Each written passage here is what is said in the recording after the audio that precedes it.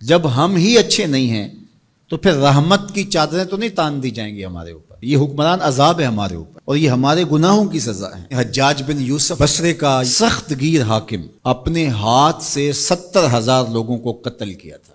90,000 لوگ اس کے حکم سے کٹے تھے. حضرت حسن بصری رضی اللہ تعالیٰ عنہ فرمایا کرتے تھے اگر پچھلی امتوں کے لوگ اپنے سارے ظالموں کو لے آئیں اور ایک پلڑے میں ڈال دیں، ہم صرف حجاج بن یوسف کو دوسرے پلڑے میں ڈال دیں گے، یہ پھر بھی بھاری ہوگا. صحابی رسول کو سین حرم میں ذبح کیا شخص، بہت ظالم شخص. تو کسی نے جرت کی، جرت کرنے والے ہر دور میں ہوتے ہیں، اور کہا کہ تو نے حضرت عمر کا زمانہ دیکھا ہوا ہے، اگر تو بچہ تھا اس وقت، ان جیسا انداز حکمرانی کیوں اختیار نہیں کرتا، اتنا بڑا ظالم کیوں ہو گیا تو حجاج بن یوسف نے جو جواب دیا وہ 2 لفظوں میں تھا. اس نے کہا تبازروا اتعمر لکم، تم ابو ذر بن جاؤ میں عمر بن جاتا ہوں. جب عوام اچھی نہیں ہوگی تو پھر یہی اوپر ہوگا. جب میں کہتا ہوں الہی میرے احوال دیکھ، حکم ہوتا ہے اپنا نامہ اعمال دیکھ. اور ایک روایت میں ہے اعمالکم امالکم، تمہارے اعمال ہی تمہارے امال ہیں، جس طرح کے عمل ہوں گے اس طرح تمہارے اوپر مسلط کر دیے جائیں گے. بندہ سمجھتا ہے کہ یہ آ جائے گا تو شاید یہ اچھا ہوگا، یہ آ جائے گا تو شاید یہ اچھا ہوگا. ایسے کافی دیر پہلے ایک حکومت گئی، پھر اس کی بعد دوسری آئی، تو وہ کوئی صحافی تھے تو مجھے کہنے لگے کہ آپ کیا اس پر کہتے ہیں؟ تو میں نے کہا کہ ہم نے پھولوں کی آرزو کی تھی، آنکھوں میں موتیا اتر آیا. تو یہی ہوتا ہے، جب تک ہم خود اپنے آپ کو صحیح نہیں کرنا چاہیں گے اتنی دیر تک کچھ بھی نہیں ہوگا. اور دوسری طرف یہ جو نظام ہے اس وقت ہمارے اوپر مسلط، ہم با دل نخواستہ قبول کیے ہوئے ہیں، اور یہ مشق تھی کہ چلو اس کے ذریعے سے کوئی بہتری کا راستہ نکلے، لیکن 70 سال سے وہ کولو کے بیل کی طرح وہی مشق ہو رہی ہے.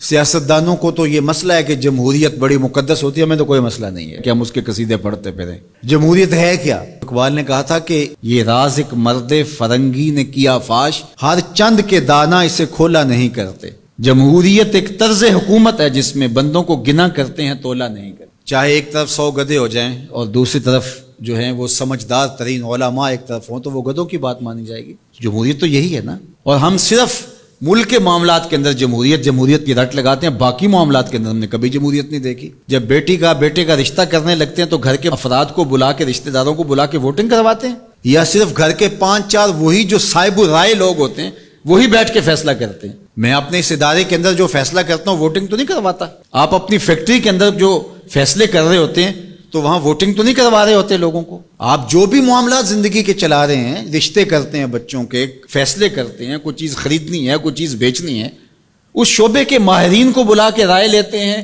سمجھدار لوگوں کو بٹھا کر کے. اس وقت آپ کی کچن کیبنٹ بھی ہوتی ہے، سب کچھ ہوتا ہے اس وقت. اور یہ ملک اس قدر بے توقیر ہے کہ یہاں آپ اس شخص کی رائے لے رہے ہو کہ جو بریانی کی پلیٹ کے اوپر بک رہا ہے، اور آپ کہہ رہے ہیں کہ اس ووٹ کو بھی عزت ہونی چاہیے، اس کو بھی وقار ہونا چاہیے. کیا بات ہوئی آپ کی؟ ہماری تقدیر اگر بدل سکتا ہے تو وہ نظام محمد صلی اللہ علیہ وسلم بدل سکتا ہے. نظام خلافت ہماری تقدیر بدل سکتا ہے. ہم مشق کرتے رہیں، جو بھی کرتے رہیں، کچھ نہیں ہونے والا. ماضی میں کتنی حکومتیں آئیں، بدلی، اب ایک حکومت آئی، اب یہ بھی شاید جانے والی ہے، قصہ تمام ہونے والا ہے. پھر اس کے بعد کیا ہوگا؟ یہاں ایجنسیوں کے لوگ بھی موجود ہیں. میں میسج دیتا ہوں، کوئی ملک کے اندر سے سنجیدہ لوگوں کو اکٹھا کرے. 22 کروڑ کی عوام میں سے کوئی 100 آدمی بھی نہیں ملے گا جو دیانتدار بھی ہو، خیر خواہ بھی ہو اس ملک کا، اور باصلاحیت بھی ہو. ان لوگوں کو بٹھائیں اور کوئی 10-15 سال کے لیے ان کے سپرد کریں ملک، کوئی معاملے سیدھے کریں. غریب کے لیے تو زندگی اتنی تنگ ہو گئی ہے کہ خودکشی منع ہے شریعت میں، ورنہ لوگ خودکشی کر لیں. یہ حالات اگر یورپ میں ہوں، دیگر ممالک میں ہوں، تو وہ تو اجتماعی خودکشیاں کریں. یا ہمارا مذہب ہمیں روک رہا ہے اور ہم برداشت کر رہے ہیں اور صبر کر رہے ہیں. ہمارے مذہب نے ہمیں صبر کی تلقین کی ہے. ورنہ آپ گھر سے نکلتے ہیں، کوڑے کے ڈھیر پڑے ہوئے ہیں جگہ جگہ. لوگوں کے رویے کتنے کھردرے ہو گئے. رشتہ داریوں کے اندر باہمی الجھنیں، لڑائیاں، شر فساد، ایک دوسرے کی ٹانگیں کھینچنا. گلیوں بازاروں سے لے کر کے آپ اوپر کی سطح تک چلے جائیں. یہ معاشرہ نہیں رہا، یہ بے ہنگم ہجوم ہے. یہ وحشیوں کا ایک طبیلہ بن گیا ہے. انسانیت نام کی چیزیں تقریباً رخصت ہو چکی ہیں.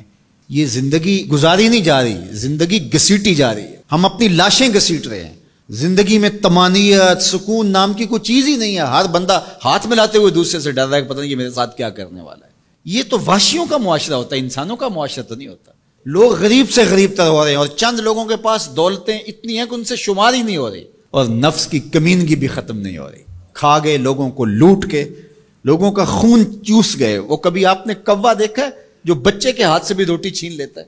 یہ ہمارے جو بچے ابھی پیدا ہونے والے ہیں ان سے بھی روٹی چھین چکے ہیں, اور آگے ان کی نسلیں ہماری آنے والی نسلوں کی روٹی چھیننے کی تیاریاں کر رہی ہیں. تو ہمیں اپنے آپ کو صحیح کرنا ہوگا, اور میں مشورہ دیتا ہوں میری یہ باتیں ضرور پہنچائیں کہ خدا را رحم کیجئے. جو اپنے بند کمروں میں بیٹھے انہیں نہیں پتا کہ لوگ کس طرح سسک سسک کے زندگی گزار رہے ہیں, کیا اذیت ناک زندگی ہے لوگوں کی. تو اس لیے خدا را اس ملک پر رحم کھائیں. جن کے پاس قوت نافذہ ہے وہ ضرور اس کو استعمال کریں, اور کوئی ایسا فیصلہ کیجئے کہ جو یہ پج مردہ معاشرہ پھر سے جی اٹھے, اور وہ ایک ہی راستہ ہے, اور وہ راستہ میرے حضور کا دیا ہوا راستہ ہے.